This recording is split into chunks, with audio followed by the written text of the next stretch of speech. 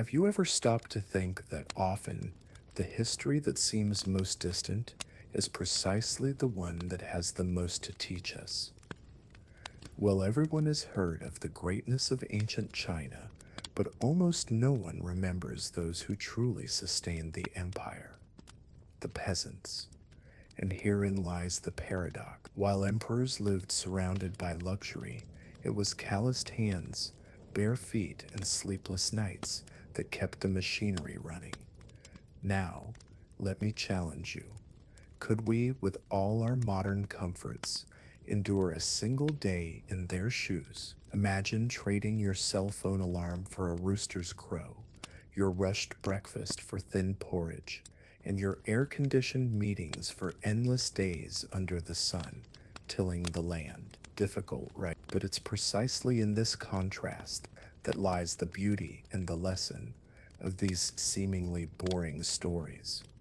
The curious thing is that behind such a simple life, there was wisdom, tradition, and resilience. A people who learned to transform little into much, and who, without realizing it, left marks that spanned generations. Perhaps what we now call discipline, resilience, or even minimalism was already there, hidden in the routine of these anonymous workers. And look, you'll discover how every detail of this ordinary life, from the rough hemp clothing to the repetitive sound of the loom, holds powerful lessons for our time.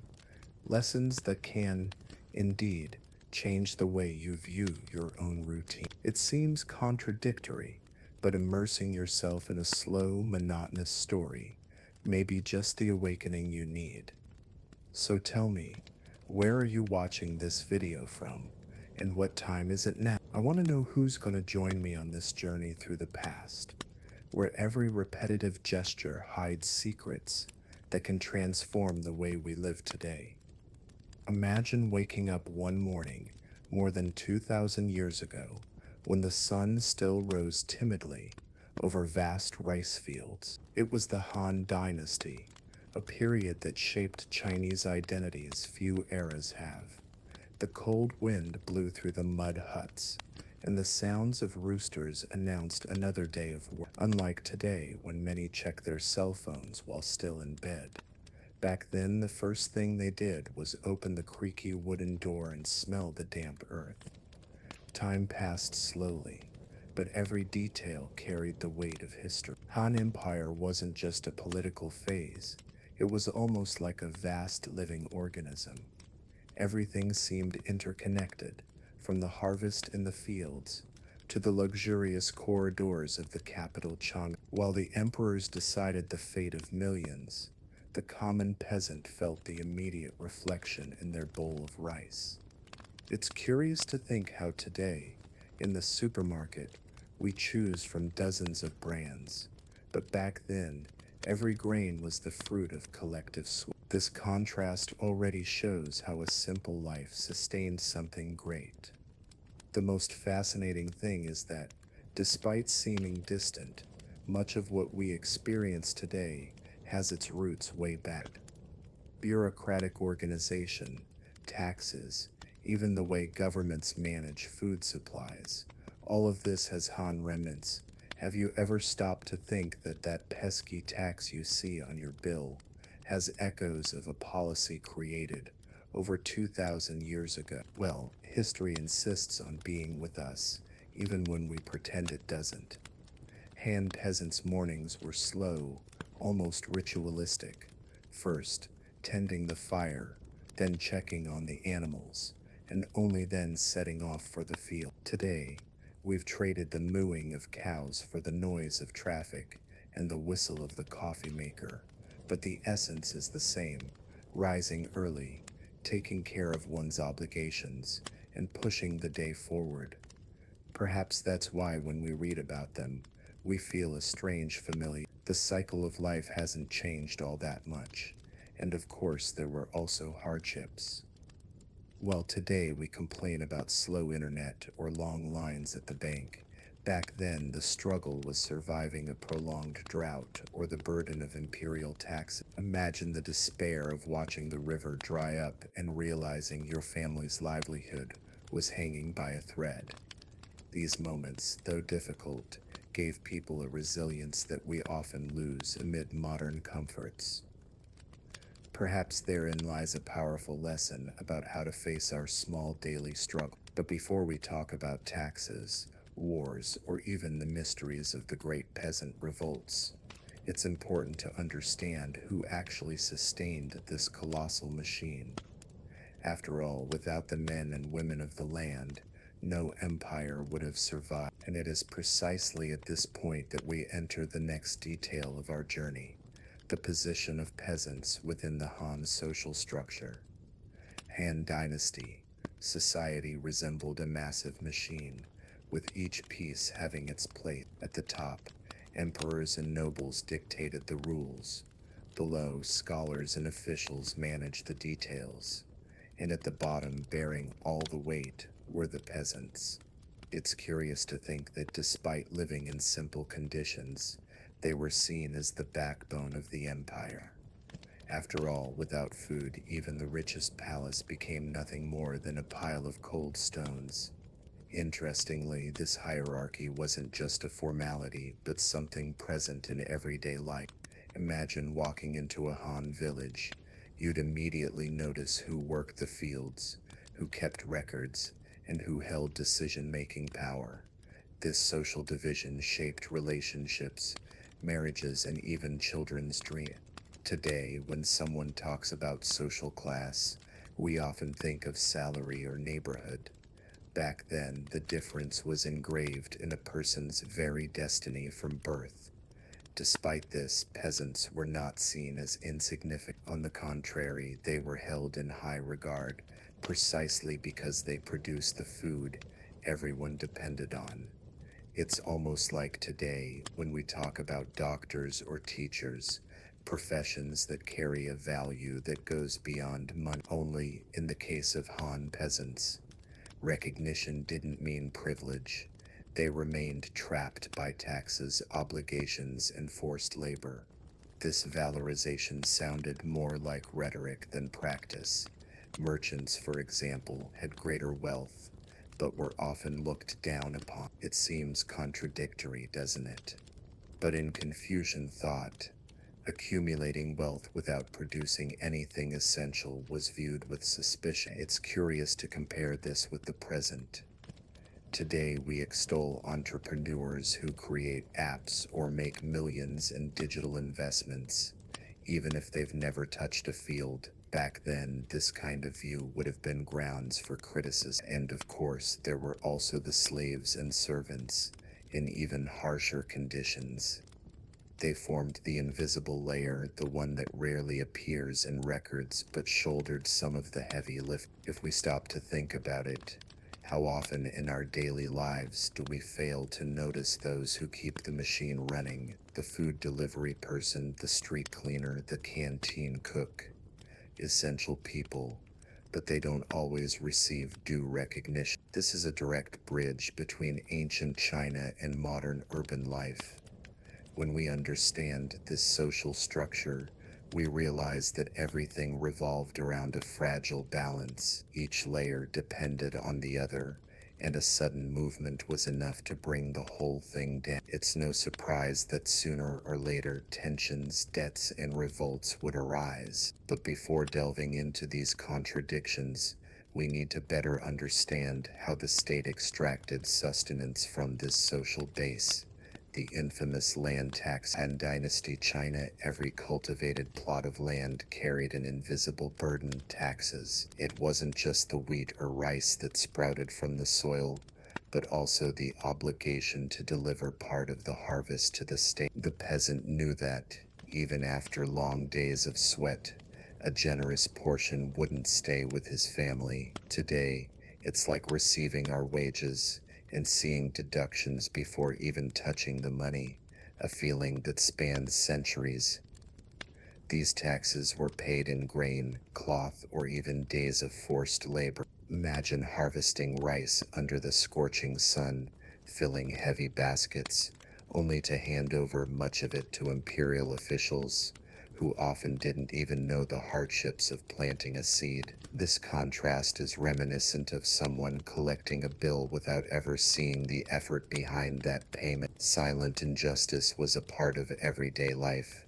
Interestingly, the government justified this tax as something necessary for the common good. With taxes, armies were maintained, roads were built, and grain was stored for times of crisis. And indeed, there were collective benefits. But for the peasant, this logic seemed distant. It was as if someone today said that paying taxes guarantees their child's schooling, but the classroom still leaks and has broken chairs. The promise wasn't always fulfilled in practice. Some peasants managed to alleviate this burden by joining wealthier families who had the leverage to negotiate debts, but ultimately, this created even greater inequality. Those without connections ended up losing their land and becoming tenant farmers. It's the same feeling you get when you see someone escape a fine because they know the right person, while the average citizen pays every penny. These injustices are repeated in different ways throughout history. Records show that there were periodic inspections to ensure no one was hiding grain. Officials went from house to house, recording quantities, weighing sacks, checking every detail. Imagine the nervousness of having your survival assessed in front of strangers, as if the entire harvest were just a number on a chart. This scene could easily be compared to today's tax audits, which generate anxiety even in huge companies. The sense of surveillance already existed 2 millennia ago, and as taxes tightened, dissatisfaction grew. Many peasants found their strength drained, not only by the work in the fields, but by the certainty that they would never harvest enough for themselves. This silent and persistent seed of discontent would soon germinate into something larger, the daily grind of agricultural labor that sustained the entire empire. The heart of peasant life in the Han Dynasty beat to the rhythm of agriculture. From sunrise to sunset, the countryside was a scene of sweat and hope. Rice dominated the humid regions, while wheat and millet flourished in drier areas. Imagine the sounds, the rustling of plants in the wind, the creaking of iron plows, and the repetitive chanting of workers to keep time. It was an environment where the land breathed along with those who cultivated it. Farm work followed not just the clock, but the seasons. Each season brought its own routine, almost like chapters in a book. In spring, the plow broke open the soft earth. In summer, the sun beat down on arched backs. In autumn, the harvest brought joy mixed with fatigue. In winter, all that was left was to repair tools and wait for the next cycle. It's interesting to note how this natural cadence still echoes in our daily lives, as we feel our moods change with the seasons. Today, city dwellers might find it hard to imagine so much manual effort, but think about the last time you tried to tend a vegetable garden or even a simple plant at home. The soil needs attention, watering requires discipline, and any oversight can jeopardize everything. Now multiply that responsibility across entire fields, knowing that the entire family's survival depended on it. It's almost like running a business where every mistake is costly. The tools were simple but ingenious. The iron plow pulled by oxen transformed the land into rows ready for seed. Today, when we see huge tractors crossing fields, we forget that the idea originated from this ancient gesture, the blade cutting through the soil. The difference is that, back then, the metallic sound mingled with the mooing of the animals and the sweat that dripped relentlessly. It was slow work but indispensable, and there was also the community aspect.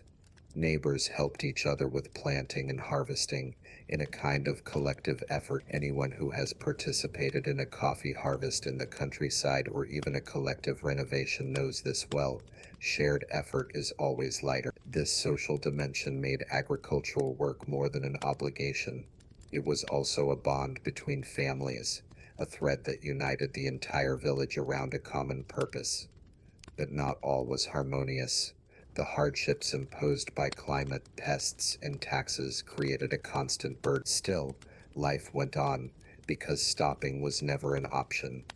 And it is precisely in this balance between sweat and endurance that another essential aspect of peasant life emerges: irrigation systems and canals, without which none of these efforts would have prospered. Without water, there is no life, and the peasants of the Han dynasty knew this better than anyone.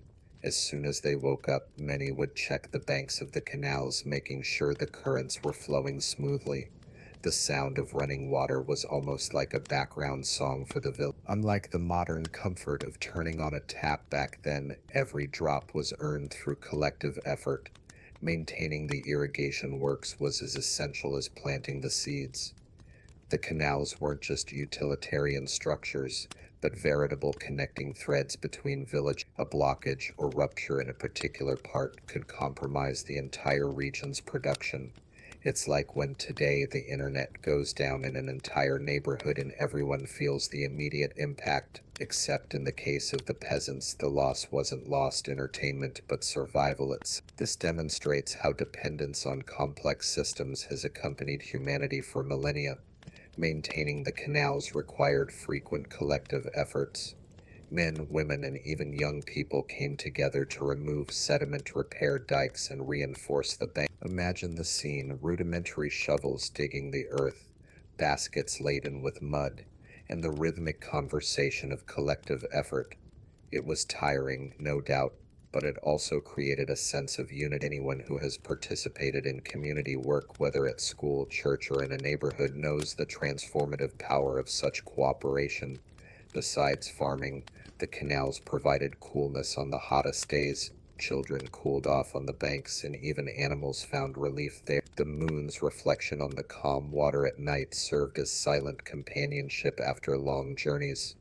Today we have swimming pools and hot showers, but do we feel the same gratitude for these amenities?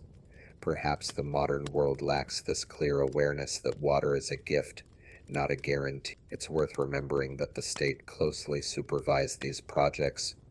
Local officials demanded reports, and if anything went wrong, the peasants were held responsible. This created constant pressure, as if each wave that passed through the canal also carried the shadow of imperial pressure. It's similar to the fear many companies feel when they know an inspection is imminent. The weight of responsibility is nothing new in modern times, and even with all their effort, water could be treacherous. Drought or flood, both extremes, threatened the delicate balance. But it was in this scenario, between risks and hopes, that peasants learned to value every detail of agricultural work.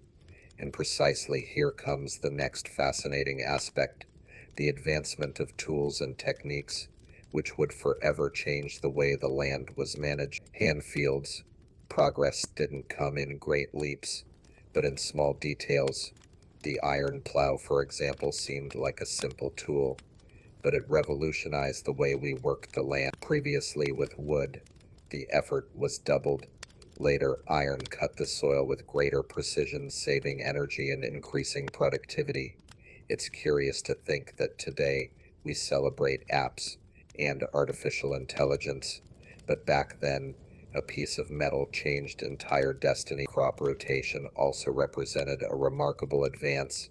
Instead of depleting the soil with the same harvest, farmers learned to alternate plantings, preserving fertility.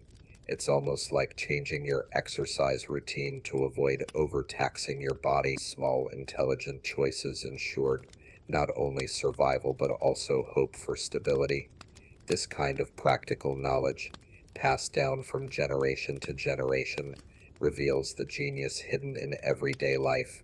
These techniques didn't emerge by chance. They were the result of careful observation of nature, something modern humans often forget.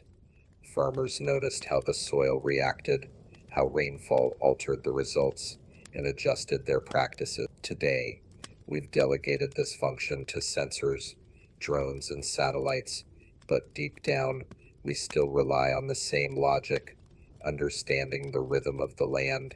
The difference is that the Han did this with their eyes, their hands, and almost infinite patience. Another significant invention was the use of ox yokes to enhance labor.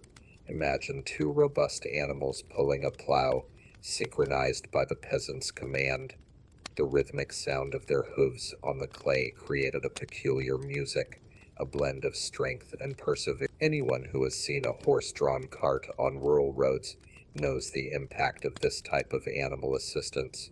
It was like multiplying human strength without resorting to complex mechanisms. The most incredible thing is realizing that these innovations, though simple, paved the way for agricultural expansion and population growth. If the empire flourished, it owed much to these discrete. It's similar to when someone discovers a method of personal organization and suddenly everything seems to flow better. Technology, after all, is any resource that makes life easier, whether it's sophisticated software or a well-forged iron blade. And despite all this progress, the routine in the fields remained marked by long days. Technology eased the burden, but didn't eliminate the fatigue. And it's in this slow pace, marked by the seasons, that we come to another fundamental aspect, the work rhythm that defined each village's calendar. Han Dynasty peasant life. Time was marked not by clocks, but by the cycle of the seasons. Spring heralded planting, summer required intense care, autumn brought the harvest, and winter offered a brief respite. Each season was like an inevitable chapter, repeating itself year after year, with a slow and predictable cadence. Today we live surrounded by digital calendars, but rarely do we feel nature dictate our rhythms so clearly. Mornings began early, almost always before sunrise. The rooster's crowing was the official alarm clock, and soon the smoke from the first fires rose from the mud huts. There was the strong smell of burning straw, mixed with the aroma of millet porridge. While today we turn on the microwave or brew coffee, they relied on clay pots creaking over the fire. The day unfolded slowly, in repetitive, almost ritualistic steps. In the summer, the routine was even tougher. The sun beat down mercilessly, and the peasants had to alternate between working in the fields and taking short breaks in the shade of the trees.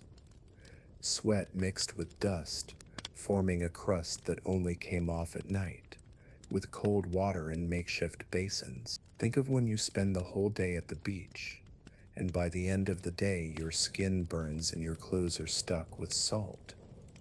Now multiply that feeling by weeks, without rest. That was the summer Hunsain. Autumn, in turn, brought a certain relief. The harvest meant temporary abundance, but also a rush to store grain and prepare reserves. The sound of grain being poured into bamboo baskets echoed through the village like a sign of safety. It's like receiving our 13th month's salary. For a few days we feel the effort was worth it, even knowing that soon it will all be consumed by bills. Rural life oscillated between scarcity and abundance in this eternal rhythm. In winter the land rested, and peasants took advantage of it to repair tools, spin cloth, and tell stories around the fire. Imagine a cold night, with the wind beating against the fragile mud walls, and children listening to ancient legends told by slow-talking grandmothers. It was a time for pause, silence, and patience. Today, perhaps it's the equivalent of our end-of-year holidays, when the hustle and bustle gives way to reflection and reunions. This natural rhythm, though harsh, gave meaning to peasant life. It was as if each phase held its own lesson, shaping character and resilience. But beyond the seasonal calendar, there was also the way communities organized themselves to live in simple, functional villages, the next essential element of this story. Han Dynasty villages were small, self-contained worlds. Houses of mud, wood and straw lined narrow streets, where the dirt floor kicked up dust with every step. The smell of damp earth after rain mingled with the strong aroma of smoke from campfires. There was no luxury, only functionality. Today, when we enter planned communities with paved streets and artificial lighting, it's easy to forget how simplicity sustained the lives of entire communities.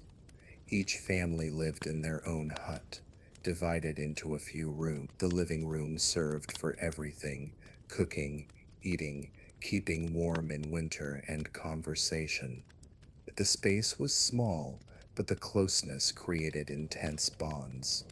Children grew up watching adults work, learning the value of discipline from an early age. It's like when someone says that the kitchen is the heart of the home.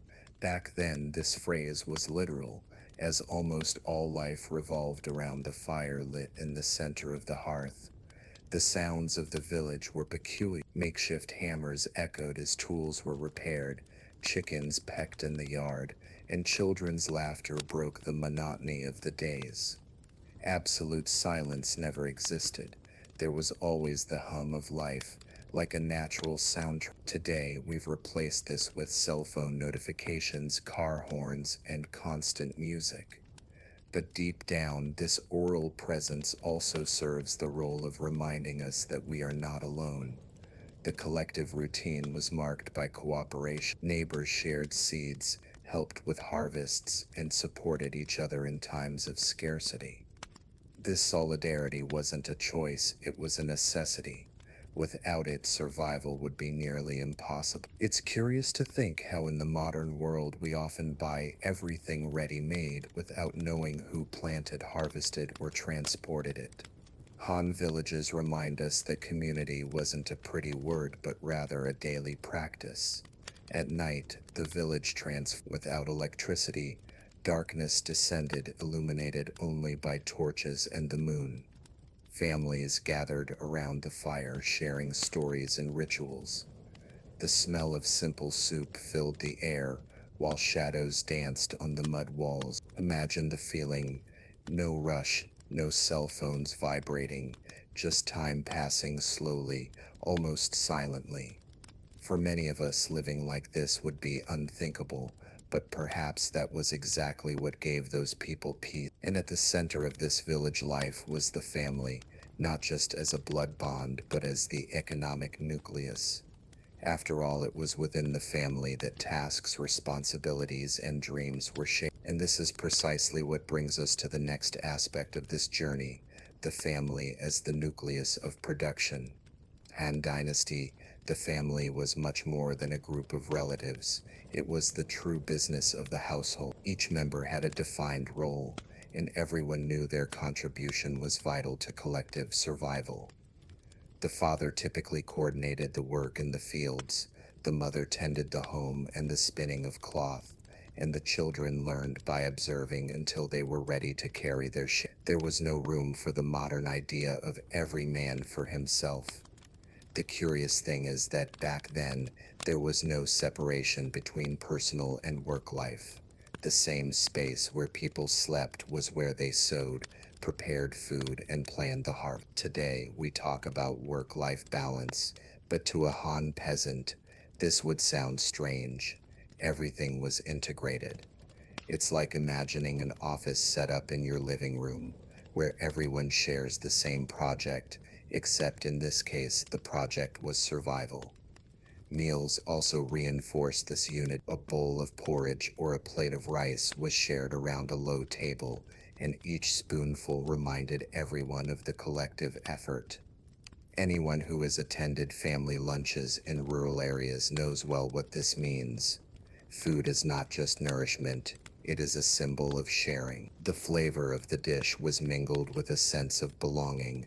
In those days, sharing was more important than multiplying. Even children had responsibilities from an early age. Some helped carry water, others cared for small animals, and the older ones even tried their hand at planting. Today, we often think of childhood as just play, but for the Han, it was also practical learning. Interestingly, this early involvement created more resilient adults. It's like growing up in the family business and learning early on how to deal with customers and accounts. Experience became a school. Women, besides taking care of the household, were responsible for transforming fibers into fabrics, ensuring clothing for the cold weather, and also items for exchange in local markets. The constant sound of the loom filled the huts, a reminder that production never stopped. Anyone who has heard the beating of a sewing machine in a simple home understands this feeling well. The repetitive noise becomes part of the environment, almost a background music to life. And at the center of it all was a sense of continuity. Family was not just for the present, but for the future. What was planted and woven today would sustain tomorrow. This forward-looking approach made every gesture seem purposeful, and it is precisely at this point that another important figure emerges, the peasant woman, whose role went far beyond what official records usually reveal.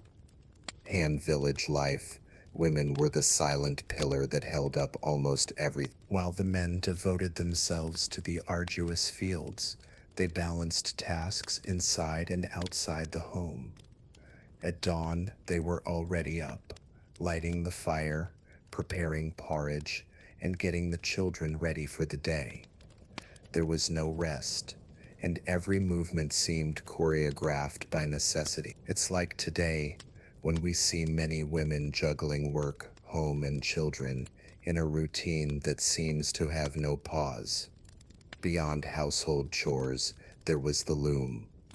The repetitive sound of the wood beating was almost a daily mantra. They wove hemp garments, mended worn cloaks, and produced fabrics that often served as currency. Imagine spending hours listening to the rhythmic beating of the loom, your eyes intent on the interweaving thread. Today, anyone who has spent an entire afternoon in front of a computer typing nonstop might understand this same kind of necessary monotony. But the role of peasant women wasn't limited to the home. Many accompanied their husbands in the fields, helping with planting and harvesting. Their hands, calloused from the hoe, were no less important than those of the men. In fact, survival depended on this combined effort. It's similar to those family businesses where everyone works side by side. Regardless of position, what matters is keeping the wheel turning. There was also motherhood, which intertwined with work. Babies were carried in swaddled clothes while mothers continued their activities.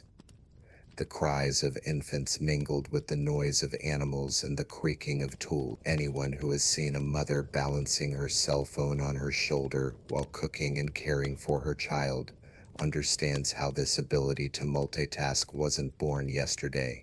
It was a gift cultivated by necessity. The curious thing is that despite their importance, official records rarely highlighted these women. Their strength remained hidden between the lines of history. But just imagine a village without them. Food would run out, clothes would fall apart, and the rhythm of life would lose its rhythm. This historical silence in a way echoes even today, when so many women still don't receive fair recognition for their work. And precisely because of this daily dedication, domestic animals became inseparable allies. Cows, chickens, and pigs were not just resources, but part of the machinery that women helped keep alive. And it is in this constant coexistence that we enter the next point, the role of animals in Han peasant life. In the peasant life of the Han dynasty, animals were more than just resources. They were a living part of the village. Early in the morning, the low moo of oxen mingled with the high-pitched clucking of chickens. The smell of damp straw, fresh manure, and improvised feed filled the air. Anyone who has visited a farm knows how these aromas remain ingrained in the memory, becoming inseparable from the idea of country life. Oxen were the true engines of agriculture. With their brute strength, they pulled iron plows and transformed hard earth into fertile furrows. The slow rhythm of their steps marked the rhythm of the daily work. It was a silent partnership, man and animal side by side, sharing the effort. Today, we've replaced this assistance with enormous, noisy, and powerful tractors, but in a way, we've lost the intimacy of this constant coexistence. Chickens, in turn, were the village's natural alarm clock. Their eggs fed families and served as a reserve for barter in local markets. Children learned early on to chase them around the yard, laughing when the animals fluttered away. This scene recalls our grandmother's backyards, where chickens roamed free, offering a piece of tradition that still endures in some rural area. It's curious how these small gestures span generations without losing their meaning. Pigs were essential for ensuring meat during festive periods or to weather harsh winters. Raised in simple pens, they lived close to homes, spreading a strong smell that became part of everyday life. For the hen, this odor wasn't a nuisance, but a sign of security. It meant food was guaranteed. It's like opening the refrigerator today and feeling relieved to see it stocked. The presence of pigs offered the same sense of tranquility. Even horses played a significant role, especially in transportation and military service. Their presence in the village brought a certain prestige, as not everyone could afford to keep them. The sound of their hooves hitting the dry ground signaled movement, travel, or news arriving. It's similar to hearing a car engine pull up at your door, a warning that something is about to happen. Each animal had a significance that went beyond its practical function, and caring for these animals also involved collective effort. Feeding them, healing wounds, protecting them from predators, all required constant attention. Without them, the machinery of rural life simply ground to a halt.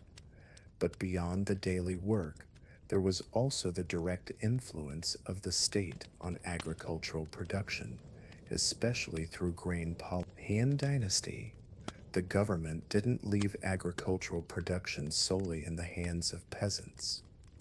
There was a well-defined grain control policy, which sought to balance prices and prevent famines. The state purchased part of the harvest during periods of abundance, stored it in large granaries, and then resold it during times of scarcity.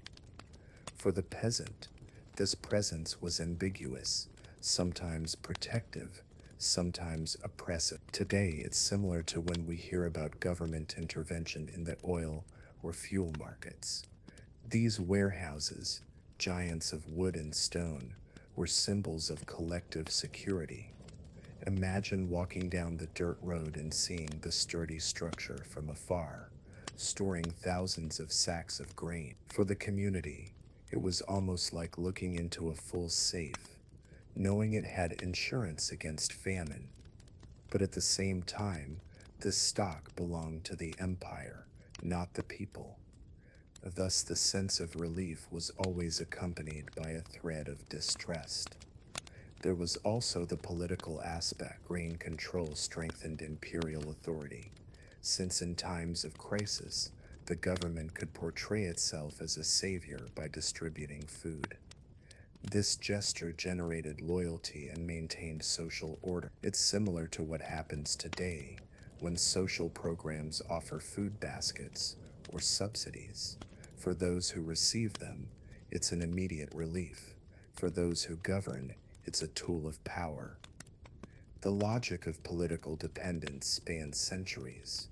On the other hand, this system didn't work flawlessly. Warehouses often filled up while families went hungry due to lack of access to stored grain. It's like seeing supermarket shelves stocked with food and having no money to buy anything. The injustice was clear, but little could be done. For the peasant, the only option was to keep working, hoping that the next season would be more generous. Interestingly, this policy also fostered a sense of predictability. Knowing that the government would buy part of the harvest motivated farmers to produce more, even under such strain. It was a mix of incentive and obligation. Anyone who has worked in companies that offer bonuses for achieving targets understands this logic well. While motivating, it also creates pressure. The Han farmer carried this silent weight on his shoulders every harvest. And of course, we cannot forget that, in addition to agricultural production, there was another constant demand from the state: military contributions. The same peasants who planted and harvested were often called upon to serve in wars or major construction projects. This overlapping of roles brings us to the next point: the military contributions of the Han people. Han peasant wasn't just a farmer, he often also became a soldier. Amidst the harvest, the empire's summons arrived. Men were called to defend borders, expand territories, or build fortresses. Imagine the scene. Someone who spent his days with his hands full of earth suddenly had to hold a spear and march for miles. It's as if a rural worker today were suddenly taken from the fields to serve in a military mission. Military campaigns were long and grueling. Peasant soldiers trekked through deserts, forests, and mountains, often without adequate equipment. The cold cut through their simple clothing, and the heat scorched their already sun-scarred skin. Anyone who has ever hiked a difficult trail with a heavy backpack and insufficient water can only begin to grasp the exhaustion. But in their case, there was no option but to return home. There was also the emotional toll. Leaving behind family and fields was a silent. While they fought in distant lands, their wives and children had to keep the village running. The absence of hands in the fields often compromised the harvest, creating a chain of hardship. It's similar to when a father or mother works for months away from home to support the family. The physical presence is absent, but the responsibility remains. Interestingly, for the empire, this military contribution was seen as a natural duty. The peasant owed not only food but also his lifeblood. It was as if his life were mortgaged to the state. Today, we can compare this to the compulsory payment of taxes or even compulsory military service in some countries. The difference is that back then, the requirement was much harsher and more frequent. And of course, there wasn't always glory. Many soldiers returned maimed, exhausted, or never returned at all. For their families, only silent mourning remained. Yet this cycle of conscription and sacrifice repeated itself, fueling both the expansion and maintenance of the empire. The price of greatness was paid in blood and sweat, and almost always by those with the least choice. But military duty wasn't the only form of forced contribution. There was also corvée, compulsory labor on public works that drained the peasants' time and energy. Han peasants, the corvée was perhaps the most feared. It wasn't a tax in grain or coin, but days, sometimes months of compulsory labor on public works. Roads, walls, canals, and palaces were built not by voluntary glory, but by the sweat of common men. Imagine being torn away from your family and your fields, with no choice to work on something that would hardly bring you any direct benefit.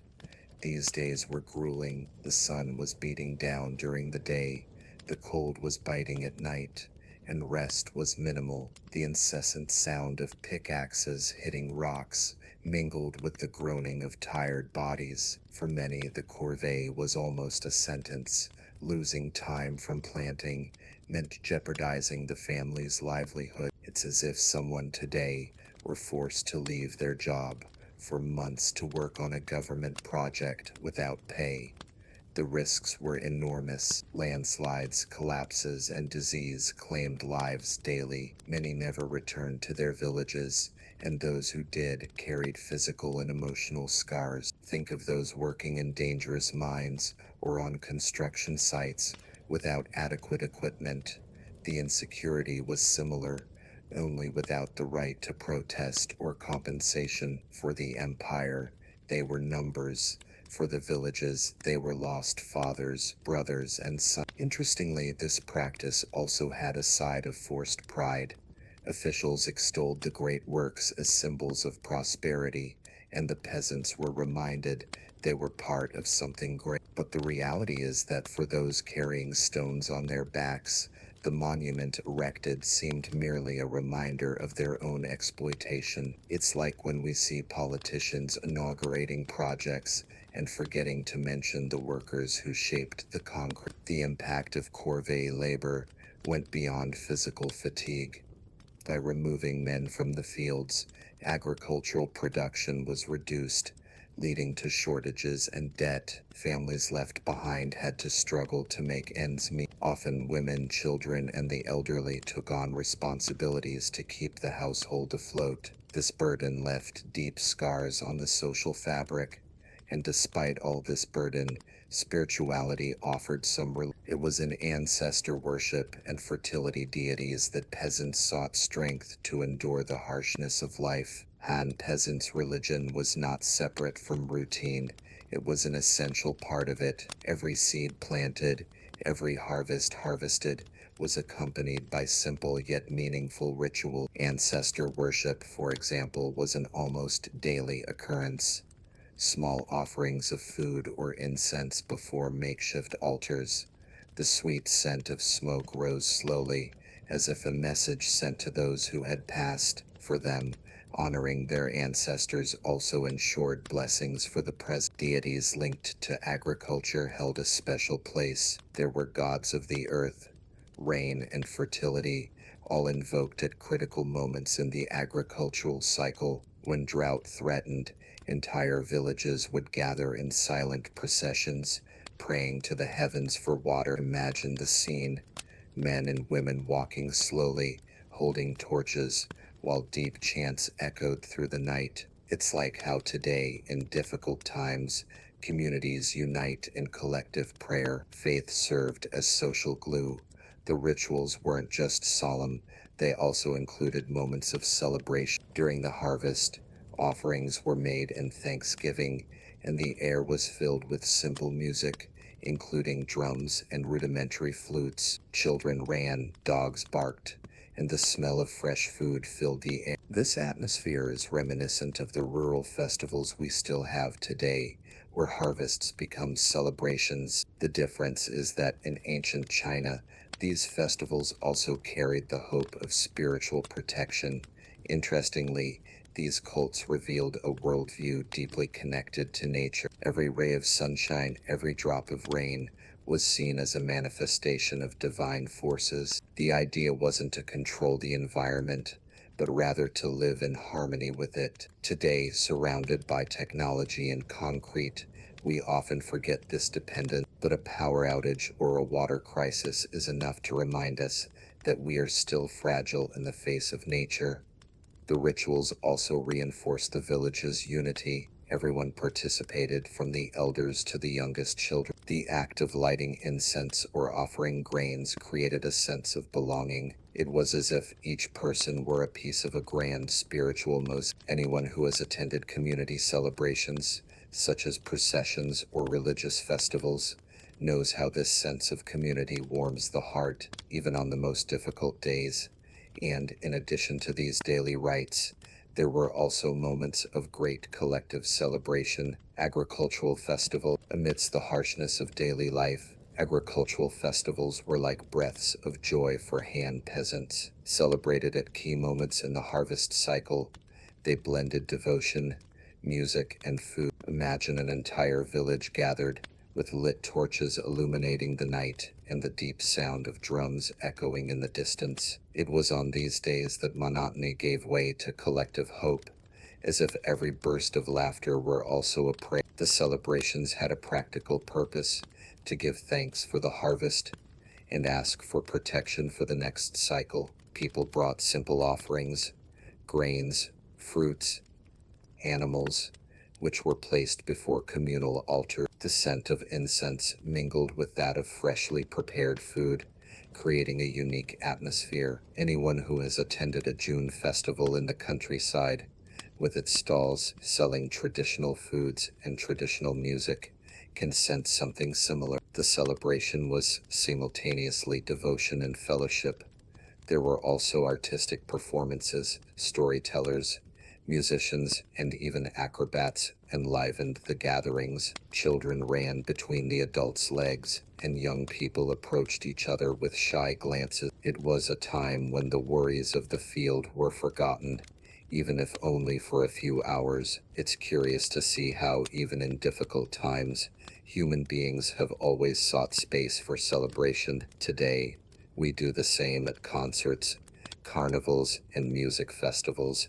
Food played a central role. Huge pots simmered with simple soups, rice cakes were shared, and jugs of sorghum wine passed from hand to hand. Loud laughter mingled with the sweet, slightly alcoholic aroma created a sense of communion. It was proof that, even with little, it was possible to celebrate. Anyone who has shared an impromptu meal with friends knows well how flavor multiplies when experienced together. These festivals also reinforced spiritual values. There were ritual dances that represented fertility, prosperity, and the balance between heaven and earth. Every gesture, however simple, had meaning.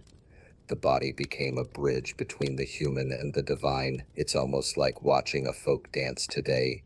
It may seem like mere entertainment, but it carries centuries of tradition and symbolism. And behind the music and food, there was always a silent lesson that community was stronger than any hardship.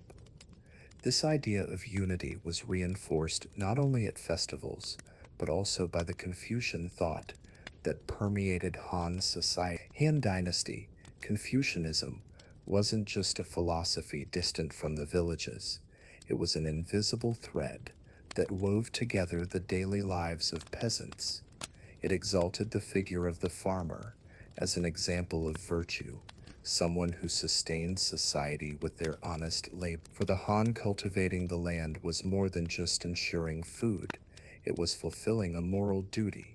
Today, when we speak of dignified work, we are in a way echoing this same principle that has spanned centuries. Confucius's teachings were everywhere: obedience to elders, respect for hierarchy, and loyalty to family were practices lived daily. Imagine a meal where the eldest member of the household served first, and everyone waited in silence before eating. It was more than etiquette. It was a demonstration of value. This same respect is still reflected today in many Eastern families and even in our own traditions, such as waiting for the grandfather to sit at the table before starting. For the peasants, this philosophy also gave meaning to their hard lives. By facing the arid fields or the long workdays, they believed they were fulfilling their role within a greater order. This acceptance, though it might seem like resignation, also offered peace. It's similar to when someone finds purpose in caring for their family, even amidst hardship. The pain weighs less when one understands the why of the effort. Interestingly, Confucianism also had its controlling side. By valuing obedience and harmony, it reinforced the social structure that kept peasants at the base of the pyramid. It's like when we're told that hard work is enough to succeed, even when we know that inequalities are profound. The philosophy served at once as a consolation and as an instrument of political stability. Still, the peasants saw themselves as an important part of the whole. This appreciation, even if symbolic, gave them pride, knowing that they were considered pillars of the empire, even though exploited, nourished their identity. It's like when teachers or doctors receive public honors. Recognition doesn't pay the bills, but it strengthens the spirit. Life gained meaning through this Confucian perspective. But behind this exaltation lay contradictions. While considered essential, many peasants suffered from inequality and abuse.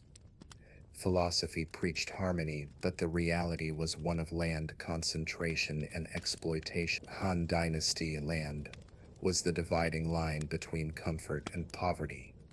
While large landowners amassed vast fields and bountiful harvests, small peasants struggled to hold on to a piece of land. It was a stark contrast.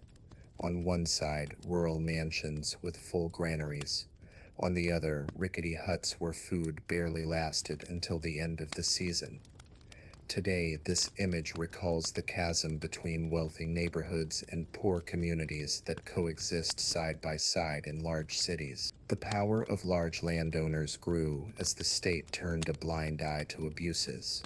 They bought land from indebted neighbors, expanding their holdings and turning peasants into tenants.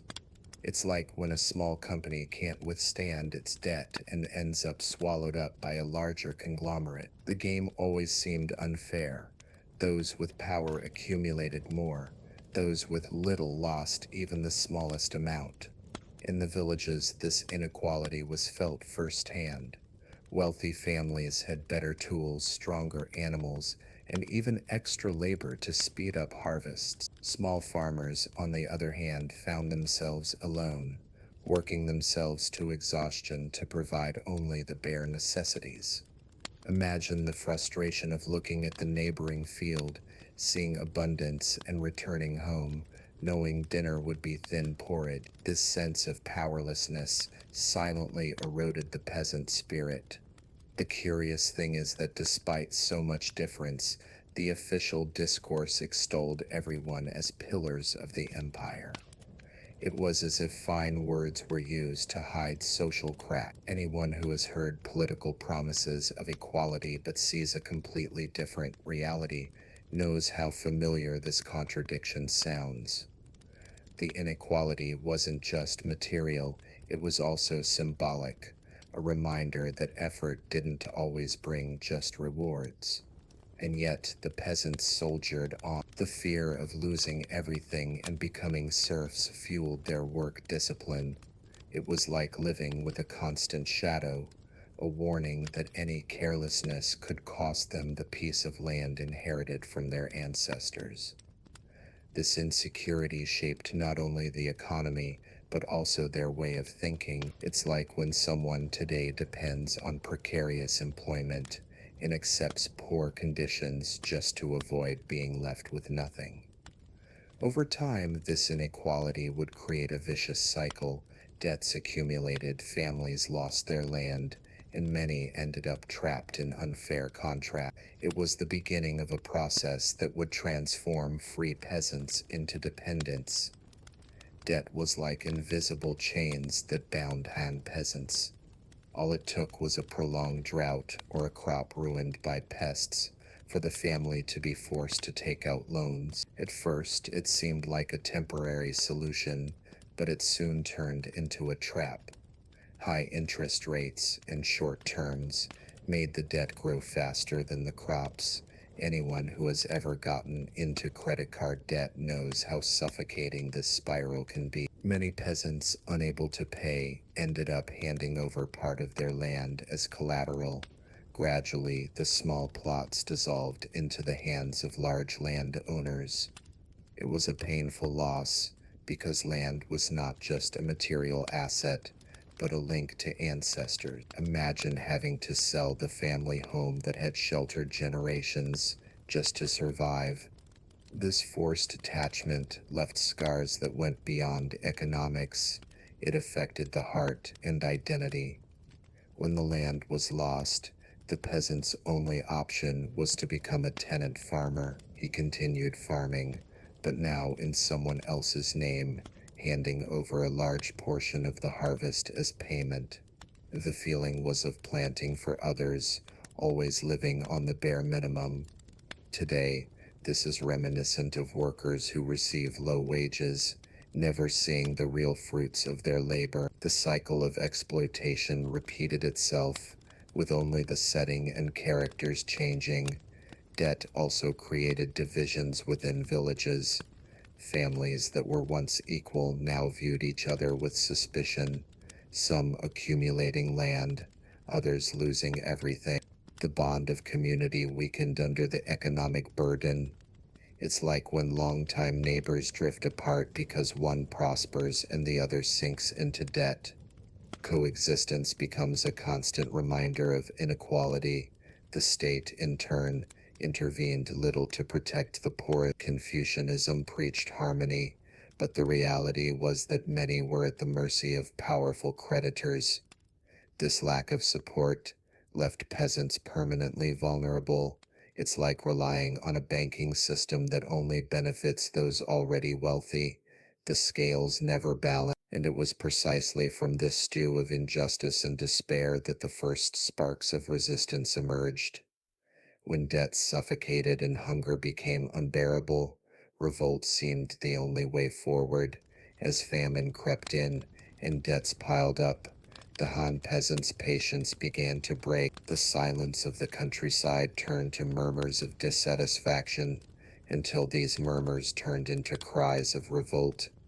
The most famous of these uprisings was the Yellow Turban Rebellion, when thousands of peasants, tired of exploitation, decided to defy imperial power. Imagine an army of simple men in worn-out clothes marching against trained soldiers. It was almost like David versus Goliath. These movements didn't spring from nowhere.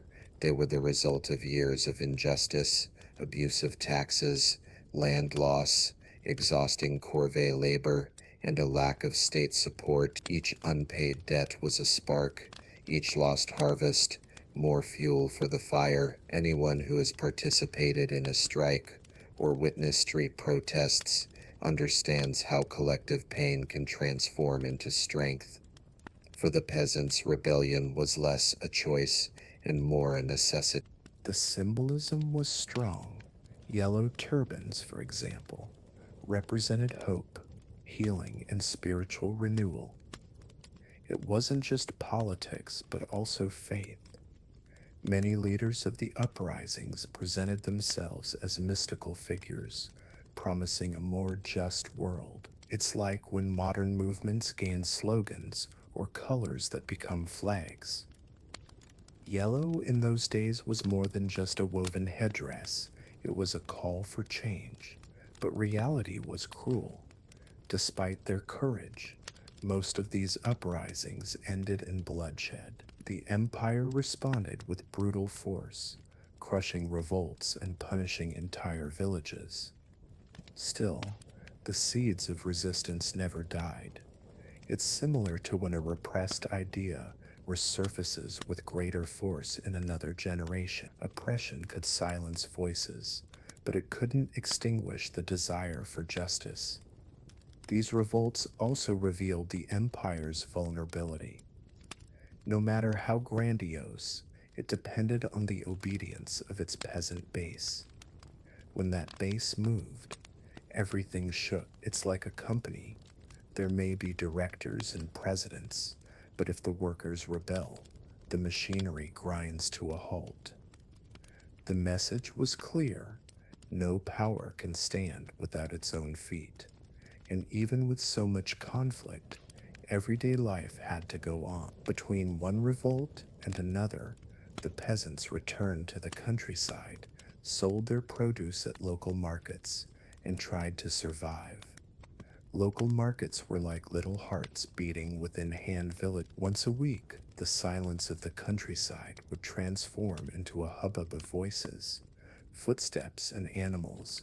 The dirt streets filled with makeshift stalls where baskets of rice, fresh vegetables, and rustic fabrics jostled for space. The smell of straw mingled with the aroma of spices, salted meats, and freshly opened sorghum wine.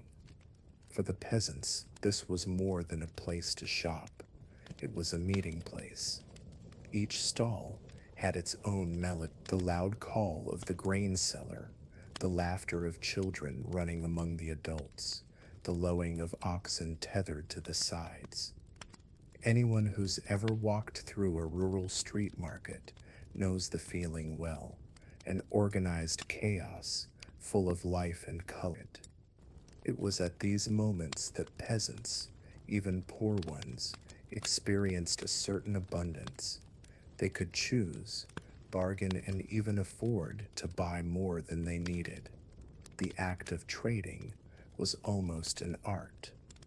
The peasant would bring surplus harvests and exchange them for salt, tools, or clothing. Often there was no currency involved. The system of direct exchange prevailed. It's like when neighbors exchange eggs for bread or one service for another, without money between them. This type of barter strengthened community bonds, creating an invisible network of mutual support. Markets were also places of news. Travelers arrived there with news from other villages or even distant cities, stories of wars, new decrees from the emperor, or rumors of revolts spread like wildfire. It was the ancient equivalent of our social media, a space where information circulated quickly with equal doses of truth and exaggeration. Furthermore, markets had a social dimension. Young people met, friendships were strengthened, and family alliances began there. Marriages were often arranged during a simple visit to the market. It's like when someone today finds a partner at parties, schools, or even on dating apps. Markets were the stage for encounters that changed destinies, but despite its liveliness, peasant trade had its limits. Their exchanges rarely went beyond the local sphere, as large-scale long-distance trade was reserved for the elite.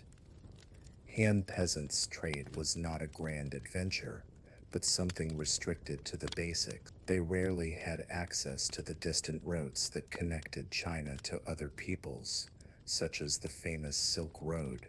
Their economic world was limited to local fairs and exchanges with neighboring villages. While spices, precious stones, and silk traveled across deserts and mountains, peasants traded vegetables, eggs, and rustic fabrics. It's like comparing a small neighborhood market to an international stock exchange. Interestingly, this limitation also fostered a certain sense of community. Since business was conducted between acquaintances, there was mutual trust. A farmer could deliver sacks of wheat, knowing he would receive payment later, because his neighbor was also a life partner. Today, in contrast, we buy from anonymous companies, without knowing who produced what reaches our tables. The impersonality of modern commerce contrasts sharply with the intimacy of ancient markets. Still, the peasants were curious about what came from abroad. They heard stories of luxurious fabrics, rare stones, and exotic spices, but were rarely allowed to touch them. These products were reserved for the elite or wealthy merchants. It's like seeing displays full of expensive products in shopping malls, but knowing they aren't part of our reality. The desire existed, but it remained an almost insurmountable distance. This limitation, however, also had a practical side. It protected peasants from greater risks, while merchants exposed themselves to robberies, extra taxes, and long, dangerous journeys. Farmers maintained a simple and stable life. It was like choosing not to invest in major stock markets to avoid losses and instead settling for safe savings. The routine might be less glamorous, but also more predictable. Despite this, it's undeniable that distant trade indirectly sustained peasant life. The wealth brought by caravans fueled the empire's machinery, which in turn continued to tax farmers. Thus, even without participating directly, they were part of the machinery. It's like when we pay taxes on imported goods without ever having traveled to the country of origin. Globalization, in a sense, already existed in its infancy. But beyond trade, there was another barrier for the peasants: access to knowledge. Education, which could open new paths, was a rare privilege among them. Han Dynasty. Access to education was a rare privilege. While children of wealthy families learned to read and write, peasants were content with knowledge passed down orally. Learning came from the fields, from the loom, from daily toil. Writing, so highly valued, seemed a world away. It's like today. When some have access to the best universities, while others rely solely on practical experience to survive, this doesn't mean they lacked wisdom. On the contrary, peasants possessed a profound knowledge of the land, the rains, the seasons, and natural cycles. It was an unwritten knowledge, transmitted through conversations around the fire, in proverbs, and through practical examples. Anyone who has learned something important from a grandfather or grandmother, a recipe, a piece of advice, a way of coping with life, understands how this kind of teaching carries unique weight and value. Still, the writing barrier created inequality. Official records, contracts, and even laws were inaccessible to most. This left peasants vulnerable to abuse, as they could neither challenge nor fully understand what was being imposed on them. It's like signing a contract full of legal terms without someone to translate. Ignorance became a weapon in the hands of the most powerful. Interestingly, a few talented peasants managed to stand out and with great effort entered the imperial examination system. But these were rare exceptions, almost legends told in the villages. Most remained trapped in the field. It's similar to stories of people rising from extreme poverty to high positions, inspiring, but not reflective of the reality for the majority. This limitation reinforced the idea that the peasant's place was in the countryside. Confucianism even extolled its importance, but offered no means to change its position. Education was like a key that opened doors that remained closed to almost everyone. The world of letters and books was restricted to a select few. And while formal knowledge was a privilege, food was a universal necessity. Therefore, more than written words, what truly sustained peasant life was simple, everyday food.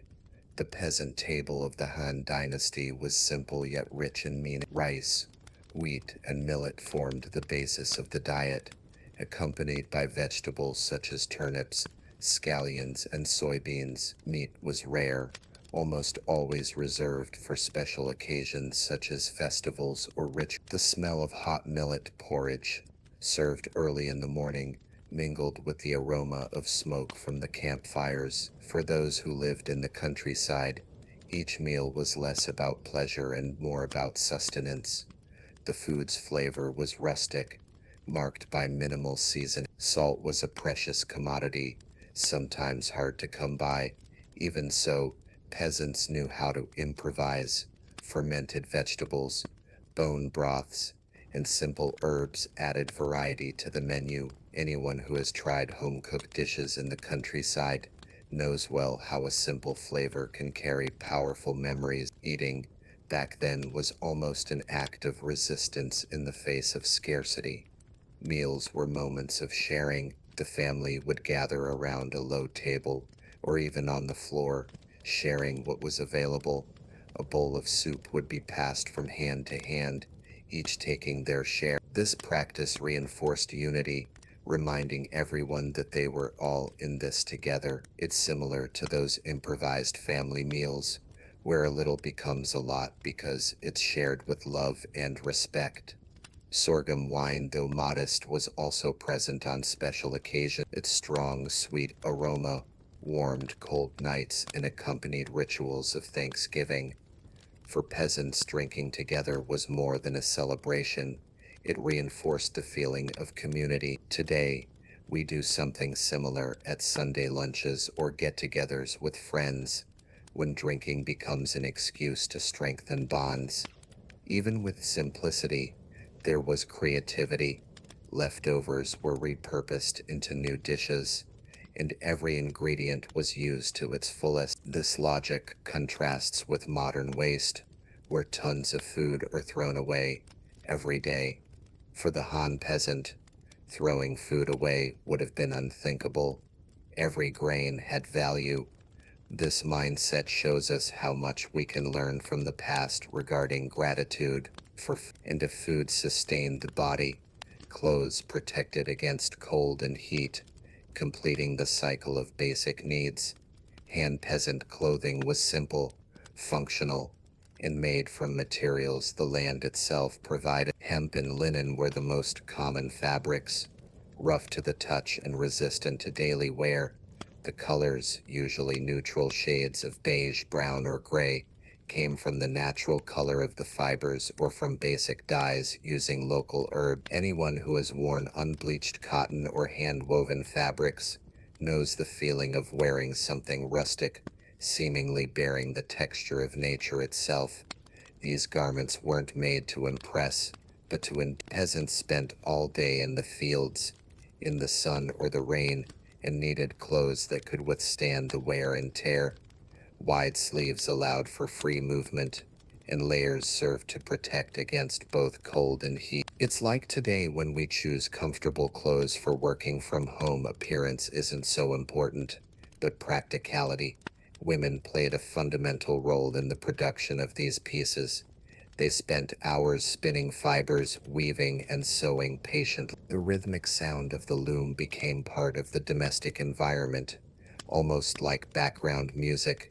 Anyone who has heard the repetitive beating of a sewing machine in a simple home understands this scenario well. Each thread pulled was an investment of time and care, transforming plants into protection against the outside world. Although simplicity prevailed, some families saved special pieces for festive occasions. These were garments dyed in brighter colors, such as red or blue, obtained through artisanal techniques. These garments marked moments of joy, weddings, or religious celebrations. It's similar to when someone today saves a suit or an elegant dress for important events, even while living modestly. The contrast with the clothing of the elite was stark. While nobles wore fine silk and luxurious adornments, peasants were content with rough fibers and basic cuts. But there was also a certain pride in this simplicity. It was the clothing of those who produced, of those who sustained the empire with their own hands, and this pride, even silent, had value. Even so, clothing wasn't enough to guarantee well-being. The body, protected by rustic fabrics, still suffered from illnesses and accidents, often treated only with herbs and folk wisdom. In peasant life during the Han Dynasty, health care was a constant challenge. There were no doctors available in every village, much less hospital. Treatment of illnesses almost always relied on herbs, roots, and practices passed down from generation to generation. The strong smell of bitter teas boiling in clay pots wafted through homes, bringing hope of a cure. Anyone who has taken a home remedy from their grandmother knows well how this simple treatment carried more faith than science. Hygiene was also limited. Baths were not daily. Often they only took place in rivers or lakes. Weather permitting, soap as we know it today was non-existent. The body grew accustomed to the field dust, sweat, and smells of agricultural life. It's curious to think that while today we have perfumes, shampoos, and soaps with various fragrances, the Han peasant made do with cold water and leaves used as improvised sponges. Disease, of course, was a frequent companion. Epidemics swept through entire villages, and simple injuries could turn into serious problems due to lack of proper care. Imagine cutting your hand with a tool and having no ointment, gauze, or antibiotics. Healing depended on luck and popular knowledge. This constant risk shaped a different relationship with life. There was more acceptance of human fragility. Interestingly, even without modern resources, a certain preventive wisdom existed. Many peasants believed that a balanced diet and rest were ways to keep the body strong.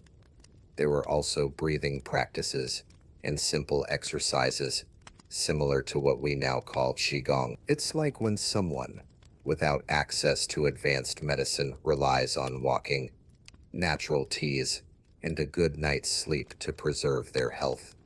But the truth is that rural life took its toll. The intense cold, poor nutrition, and lack of hygiene weakened the body. Children, especially, were vulnerable, and many didn't survive their first years of life. This harshness fostered a sense of resilience. Those who survived childhood had a good chance of surviving.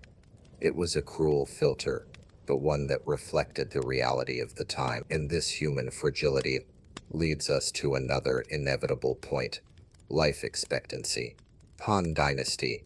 A peasant's life was short and marked by uncertainty. Many didn't even reach 40, and reaching 50 was considered a sign of good fortune. The strain of long days in the fields, combined with poor nutrition and frequent illness, wore down their bodies too soon. Today, when we talk about life expectancy above 70 and 80 years, it's hard to imagine that, in the past, half that time was already considered a long life. Childhood was the most fragile phase. Simple illnesses, such as fevers and infections, claimed many lives before children were even grown. For families, each birth was a mixture of joy and fear. It was like lighting a candle on a windy day. There was hope that it would last, but always the knowledge that it could suddenly go out. This uncertainty shaped a deep attachment in those who survived. The hard work also took its toll. A hunched back, calloused hands, decayed teeth, signs of premature aging were common even in youth. Anyone who's seen someone only 40 but looking 60 because of the hard work can imagine this scenario. Time seemed to move faster, compressing life into a few years of vigor. Interestingly, this brevity didn't prevent life from being lived intensely. Every successful harvest, every hearty meal, every night of stories around the fire took on immense value. It's like when we go through a difficult time and learn to appreciate small moments of joy. For Han peasants, the shortness of life was compensated by the richness of community and family bonds, but this reality also created a sense of urgency. There was little room for distant plans or grandiose dreams. The focus was on the present, on surviving the next season, on securing food for the winter. The idea of the future was much more immediate than ours. Today, we talk about retirement, long trips, and decades-long projects. They thought only of the next harvest. And by accelerating their lives in this way, peasants also accelerated their impact on the environment. Deforestation and agricultural expansion, the result of this constant quest for survival, began to transform the natural landscape. The agricultural expansion of the Han Dynasty was not without consequences. To make way for rice, wheat, and millet fields, entire forests were cut down. The sound of axes echoing through the trees was a sign of progress, but also of loss. Wood was turned into homes, tools, and fuel, while bare land was taken over by crops. It's similar to what we see today, when green spaces give way to the advance of cities and monocultures. Over time, the land began to feel the strain of constant use. The once fertile soil weakened after years of relentless cultivation. Erosion appeared, rivers changed course, and the natural landscape transformed. The peasants, lacking advanced scientific knowledge, responded only with more deforestation in new fields. It's like when someone tries to pay off debts by taking out more loans, an immediate solution that creates bigger problems. Animals also lost ground. Many species were driven away from villages by noise, hunting, and habitat destruction. For peasants, this meant fewer threats, but also less diversity. Today, we speak of biodiversity loss as something modern, but this reality existed over 2,000 years ago. Nature has always exacted a price for human intervention. Interestingly, there were also moments of balance. Irrigation systems, when well maintained, created small ecosystems around the canals. The water attracted birds, fish, and insects, becoming a source of life beyond agriculture. It was as if amidst exploitation, nature found opportunities to regenerate. This cycle shows how the coexistence between humans and the environment has always been a delicate dance, full of tensions and compromises. For the peasants, the immediate concern was simply survival. Few thought about the consequences. Long-term environmental impact for them didn't have a name. It was just the routine of transforming the land to ensure the next meal. Today, with technology and information, we still repeat the same mistake. We consume without measuring the future effect. The difference is that now we are clearly aware of the problem. And even with all this wear and tear and renewal, the peasants left profound cultural marks. Their rituals, beliefs, and agricultural practices echoed through generations, shaping traditions that survive to this day. Even amidst such hardship, the peasants of the Han Dynasty left their mark that resonated far beyond their time. Their agricultural rituals, such as offerings to ancestors and harvest festivals, became traditions that still survive in Chinese culture. When the Moon Festival or Lunar New Year are celebrated today, there are clear echoes of these ancient customs. It's as if the past lives on in every lit lantern and every shared meal. The wisdom of the countryside has also been perpetuated. Popular proverbs, teachings about the land, and cultivation practices have spanned generations. Many Chinese sayings speak of patience, hard work, and respect for the cycle of nature, virtues shaped by the daily lives of peasants. Anyone who has heard expressions like "what you sow, you reap" understands how universal these lessons are. Knowledge was not found in books, but in calloused hands and attentive eyes. Village music and dance also left a legacy. Simple instruments, such as bamboo flutes and wooden drums, accompanied rituals and celebrations. These sounds, repeated for centuries, eventually became part of the Chinese cultural It's like when a folk song spans generations and, even adapted, continues to carry the essence of its creator. Each note was a piece of preserved history. Another important legacy was community relations. The spirit of cooperation in planting and harvesting groups served as the foundation for values of solidarity that persist in Chinese society. To this day, the idea that the collective should prevail over the individual can be traced back to these village bonds. It's similar to when we remember the community work groups in poor neighborhoods, where neighbors build someone's house together, memories that shape identities. Even though they remain invisible in official records, peasant women also passed on their heritage. Their work songs, improvised recipes, and weaving techniques still resonate with artisanal traditions maintained in rural China. It's like opening a family chest and finding handmade objects. Each piece carries a story, a gesture, a silent memory. This legacy, however, was not created in times of peace. It was forged amid crises, abuses, and revolts that ultimately contributed to the weakening of the empire itself. The collapse of the Han Dynasty didn't happen overnight, but rather like a cracked wall slowly giving way until it crumbled. At the center of these cracks were the peasants, exhausted by taxes, debts, and forced labor. Rebellions like the Yellow Turbans showed that the social base, once the pillar of the empire, could no longer bear the weight. It's like when the roots of a tree begin to rot.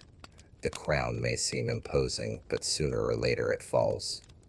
Military pressure on the borders, coupled with internal corruption, worsened the situation. Generals and officers grew rich at the expense of the people, while the villages barely had enough grain to survive. The chasm between the luxurious court and the mud huts grew wider with each season. Anyone who observes modern inequalities, where few live in mansions and many barely have decent housing, can sense the similarity of this scenario.